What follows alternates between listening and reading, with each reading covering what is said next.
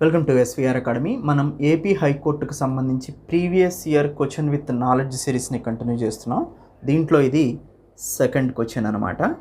ఇక్కడ ఏమడిగారంటే Jahangir art gallery ముంబైలో ఎప్పుడు స్థాపించబడింది అని అడుగుతున్నారు.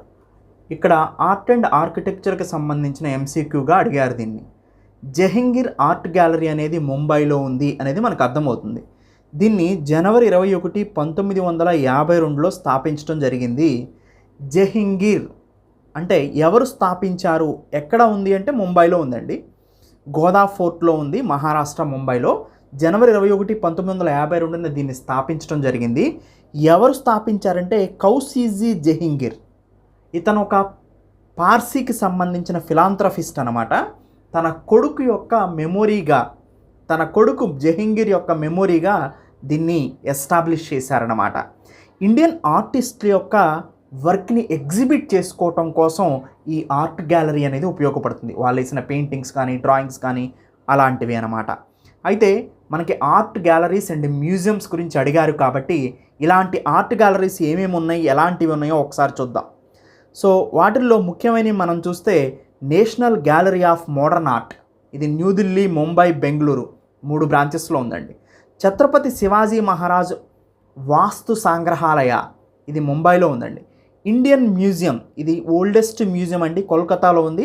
1814లో దీన్ని స్థాపించబడింది. తర్వాత Kiran Nadar museum of art, ఇది న్యూఢిల్లీలో ఉంది. ప్రైవేట్ సహకారంతో ఆధునిక కళా మ్యూజియంగా దీన్ని తీర్చిదిద్దారు. గవర్నమెంట్ మ్యూజియం చెన్నైలో ఉందండి.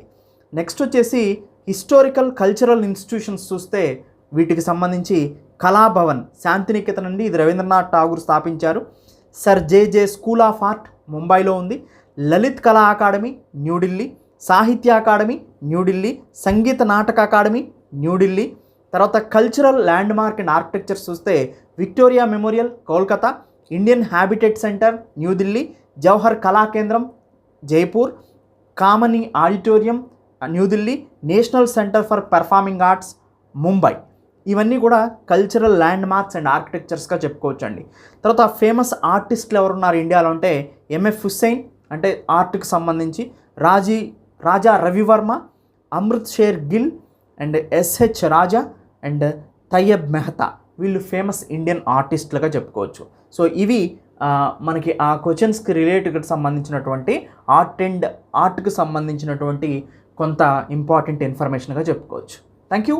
Have a nice day.